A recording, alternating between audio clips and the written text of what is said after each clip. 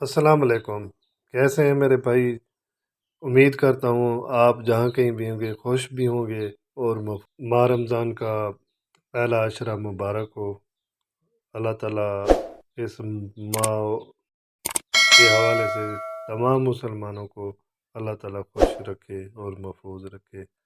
بھائیو، جیسا کہ فیکٹس چینل میں ڈیلی بیسس پر کسی عنوان پر آپ کو انفارمیشن دی جاتی ہے، آپ کو اولیاء اللہ کے شہر ملتان لیے چلتے ہیں۔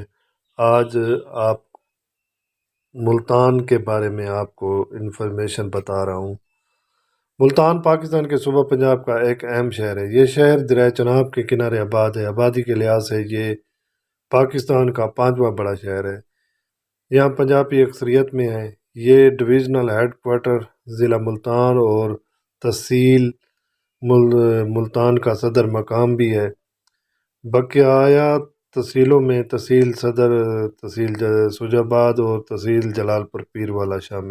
ملتان کی تاریخ کی بات کریں تو 327 قبل مسیح میں جہلم اور گجرات کی فتح کے بعد سکندر کی فوج تھکاوٹ کی وجہ سے مزید آگے نہیں بڑھنا چاہتی تھی، لیکن سکندر نے اپنی فوج کو آگے بڑھنے کا حکم دیا۔ انہوں نے دولت کا لالچ دیا، زرخیز زمینوں پر قبضہ کی امید دلائی۔ یہ فوج ملتان کی طرف بڑھی۔ یہاں ملوائی قوم آباد تھی جس کی شجاعت اور بہادری کی داستانیں پھیلی ہوئی تھیں۔ جب سکندری فوج ملتان پر حملہ آور ہوئی تو اس قوم نے ڈٹ کر مقابلہ کیا، اور اس مہم کے دوران سکندر کی کمر میں تیر لگا جو ریڑھ کی ہڈی میں پیوست ہو گیا۔ حکماں کی کوششوں کے باوجود یہ تیر نہ نکل سکا۔ اس پر انہوں نے تیر کا کچھ حصہ کاٹ لیا تاکہ سکندر جنگ جاری رکھ سکے۔ تاہم کچھ دنوں بعد ملتان فتح ہو گیا۔ یہاں یونانی فوج نے اپنے بادشاہ کے زخمی ہونے کا بھیانک انتقام لیا کہ شہر میں کسی کو زندہ نہ چھوڑا۔ اسلامی تاریخ کی بات کی جائے تو ملتان کو سب سے پہلے 712 عیسوی میں محمد بن قاسم نے فتح کیا اور اسلامی سلطنت کی بنیاد رکھی۔ محمد بن قاسم کے بعد 997 عیسوی میں محمود غزنوی نے ہندوستان کو فتح کرنے کے ساتھ ملتان کو بھی فتح کیا اور اسے اپنی حکومت میں شامل کیا۔ 571 ہجری بمطابق 1175 عیسوی میں سلطان شہاب الدین محمد غوری نے خسرو ملک کو شکست دے کر ملتان پر قبضہ کر لیا۔ سلطان غوری کے بعد سے بے شمار خاندانوں نے اس کو اپنا پایا تخت بنائے رکھا، جن میں خاندان غلامہ، خاندان خلجی، خاندان تغلق، خاندان سادات، خاندان لودھی اور پھر مغلیہ سلطنت کے حکمرانوں تک ملتان مسلم سلطنت کا حصہ رہا۔ 1857 کی جنگ آزادی کے بعد انگریزوں نے ملتان پر مکمل قبضہ کر لیا اور 1947 تک برٹش امپائر کے کنٹرول میں رہا، اور آزادی کے بعد یہ پاکستان کا حصہ بنا۔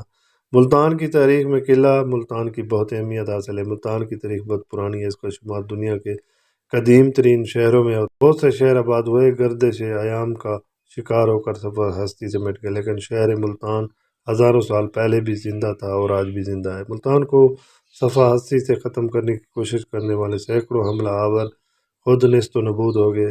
آج ان کا نام لیوا کوئی نہیں، مگر ملتان آج بھی اپنے پورے تقدس کے ساتھ زندہ ہے۔ ملتان کے بارے میں جس ہستی نے یہ لافانی شہر کہا، وہ ہستی خود کیا تھی، اس کا اپنا مقام اور مرتبہ کیا تھا، اور اس نے انسانیت کے لیے کیا خدمات انجام دی، اس بات کی تفصیل کے لیے ایک مضمون نہیں بلکہ کئی کتب کی ضرورت ہے۔ حضرت بہاؤالدین زکریا ملتانی رحمۃ اللہ علیہ کی شخصیت اور خدمات بارے کچھ کتابیں مارکیٹ سے تو مل جاتی ہیں، مگر ان میں سے مذکور مضامین کی حیثیت سے سطحی ہیں۔ زکریا سائیں کو نئے سرے سے جاننے اور نئے سرے سے دریافت کرنے کی ضرورت ہے۔ غوث العالمین شیخ الاسلام حضرت بہاؤالدین زکریا ملتانی 27 رمضان 566 ہجری حضرت مخدوم وجیہ الدین محمد غوثی میں والد ماجد کا انتقال ہو گیا۔ یتیمی کی حالت میں تعلیم و تربیت کے مراحل طے ہوئے اور عین جوانی میں عزم سفر سلوک بنے۔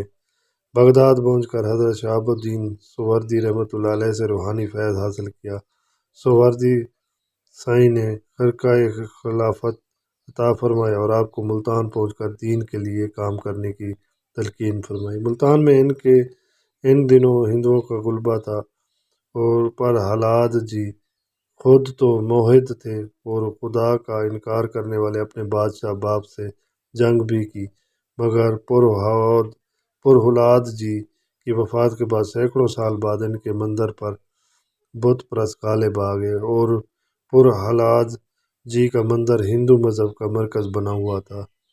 ملتان پہنچ کر آپ نے تبلیغ شروع کی۔ پرہلاد مندر کے متولیوں کے غیر انسانی رویوں سے نالا لوگ جوگ در جوگ حضرت کی خدمت میں پہنچ کر حلقہ اسلام میں داخل ہونے لگے۔ آپ نے شروع میں مدرسۃ الاسلام قائم کیا اور بعد میں اسے دنیا کی سب سے بڑی پہلی اقامتی یونیورسٹی کی حیثیت دی۔ آپ نے تعلیم کے ساتھ تبلیغ کا سلسلہ جاری شروع کیا۔ جو بعد میں کہنا چاہتا ہوں وہ یہ کہ آج دین سکھانے کے لیے کسی نے بستر اور کسی نے کلاشنکوف اٹھا لی ہے، اور اس کے مقابلے میں حضرت بہاؤالدین زکریا ملتانی رحمۃ اللہ علیہ نے کیا طریقہ کار اختیار کیا، یہ غور طلب ہے۔ اس زمانے میں دریائے راوی ملتان کے قدیم قلعے کے ساتھ بہتا تھا اور اسے بندرگاہ کی حیثیت حاصل تھی۔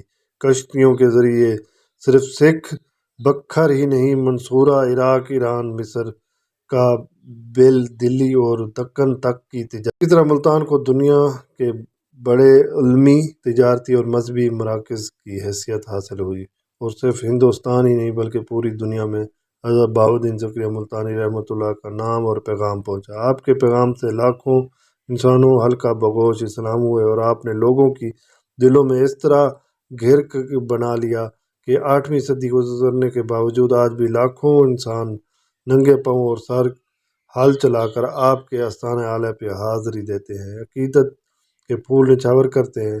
میرے سامنے ملتان کے معروف آرٹسٹ سائیں ضمیر ہاشمی کے چند فن پارے موجود ہیں۔ ان فن پاروں میں قلعہ ملتان کی قدامت کو پنسل ورک کے ذریعے عیاں کرنے کی کوشش کی گئی۔ قلعے کے فصیل دکھائی گئی ہے۔ پرہاد مندر کا نقشہ اندھام سے پہلے کی شکل میں موجود ہے، اور شاہ رکن عالم کے دربار پر انوار پر بھی جلوہ افروز ہے۔ قلعہ ملتان کتنا قدیم ہے، اس بارے میں کہا جاتا ہے کہ یہ 5000 سال پرانا ہے، لیکن ہو سکتا ہے کہ یہ اس سے بھی قدیم ہو۔ اس بات پر تمام مورخین کا اتفاق ہے۔ ملتان اور قلعہ ملتان کا وجود قبل از تاریخ دیومالائی دور سے پہلے کا ہے۔ قابل افسوس امر یہ ہے کہ حملہ آوروں نے ہمیشہ اس قلعے کو نشانہ بنایا اور اسے فتح کرنے کے بعد خوب لوٹ مار ہوتی رہی، مگر اسے بحال کرنے کی صورت پیدا نہ ہو سکی۔ 1200 قبل مسیح درانے نے اسے تباہ کیا۔ 325 قبل مسیح سکندر اعظم نے اس پر چڑھائی کی، پھر عرب افغان، سکھ اور انگریز حملہ آوروں قدیم قلعہ ملتان کو برباد کرنے میں کوئی کسر نہ چھوڑی۔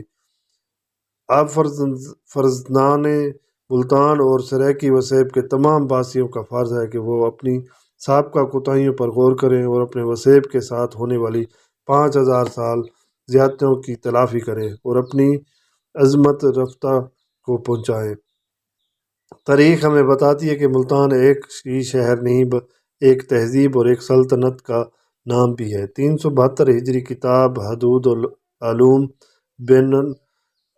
بین المشرق الی المغرب میں ملتان کی حدود بارے لکھا ہے کہ قانوج کے راجہ اور امیر ملتان کی سرزدیں جلندھر پر ختم ہوتی تھیں۔ سید المؤرخین میں اقلیم ملتان کی حدود اس طرح بیان کی گئی ہے کہ ملتان اول و دوم و سوم اقلیم سے زیادہ فروغ ہے۔ ملتان کی حدود یہ بیان کی ہے: صوبہ ملتان کے ساتھ ٹھٹھہ کے الحاق سے پہلے یہ صوبہ فیروز پور سے سیستان تک 324 کرہ تھا۔ چوڑائی میں کتھ پور سے جیسلمیر تک 621 کرہ تھا۔ ٹھٹھہ کے الحاق کے بعد صوبہ کیچ اور مکران تک وسیع ہو گیا اور اس کا یہ فاصلہ 66 کرہ تھا۔ مشرق میں اس کی سرحد ہند سرکار سے، شمالی پشاور سے، جنوب میں اجمیر کے صوبہ اور مغرب میں کیچ مکران سے ملتی تھی۔ کیچ اور مکران پہلے صوبہ سندھ میں شامل تھے۔ ملتان کے صوبے میں 3 سرکاریں ملتان خاص، دیپال پور اور بکھر تھیں، اور کل 88 پرکھے ضلع تھے۔ ملتان کی وسعت اور عظمت پر تاریخ آج بھی رشک کرتی ہے۔ ملتان کے قدامت کے ہم پلہ دنیا میں شاید کوئی شہر ہو۔ ملتان میں جن شہروں کو مصنوعی طریقے سے ملتان سے کئی گنا بڑے شہر بنایا گیا، ان سے چند سو سال پہلے یہ ملتان کے مصوفاتی بستیاں تھیں۔ گرد کا مطلب ہے یہاں آندھیاں بہت آتی تھی۔ گرما کا مطلب ہے کہ گرمی بہت ہوتی ہے، اور یہاں اللہ کے بہت ولی لوگ ہیں۔ اور کورستان کا مطلب ہے یہاں قبرستان بہت ہیں۔ گرمی کے حوالے سے گرمی کی بات کو چھوڑ کر محققین کو اس بات پر غور کرنا چاہیے کہ دنیا کی امیر کبیر شہر، دنیا کی بہت بڑی تہذیب، دوسرا سب سے پرانا قدیم شہر اور دنیا کی بڑی سلطنت کو کورستان میں کس نے تبدیل کیا۔ اور ایک وقت تھا جب یہ سلطنت سمندر تک پھیلی ہوئی تھی، اور ارس العبد لاہور اس کا ہم مضافاتی علاقہ ہوتا تھا۔ ساہیوال، پاک پتن، اکاڑا، میاں چنو، خانیوال، لودھرا، مظفر گڑھ، بکھر تمام اس کے علاقے تھے، مگر یہ تاریخی شہر رفتہ رفتہ تقسیم در تقسیم ہوتا گیا۔ تاریخی سلطنت صوبہ ملتان آج 3 تحصیلوں تک محدود ہو گیا ہے۔ ملتان میں اس مشہور اولیاء کرام کے مزارات یہ ہیں: حضرت شاہ شمس تبریز رضی اللہ عنہ، حضرت بہاؤالدین بہاؤالحق سرکار رضی اللہ عنہ، بی بی نیک دامن رضی اللہ عنہما، حضرت بہاؤالدین زکریا ملتانی رحمۃ اللہ علیہ، حضرت شاہ رکن عالم رضی اللہ عنہ، حضرت منشی غلام حسن شہید ملتانی رحمۃ اللہ علیہ، حضرت موسیٰ پاک شہید رحمۃ اللہ علیہ، حضرت سید احمد سید کاظمی رحمۃ اللہ علیہ، حضرت حافظ محمد جمال رحمۃ اللہ علیہ، اور حضرت بابا پیراں غائب، اور بہت سے اولیاء کرام کے مزارات یہاں پر ہیں۔ مصافات میں حضرت مخدوم عبدالرشید حقانی رحمۃ اللہ علیہ، شاہ صاحب وہاڑی روڈ، اور حضرت پیر سخی سلطان علی اکبر رضی اللہ عنہ کا مزار بھی موجود ہے، جو سورج میانی روڈ پر واقع ہے۔ اسی کے ساتھ آج اتنے تعارف کے ساتھ میں اجازت چاہتا ہوں۔ اللہ حافظ۔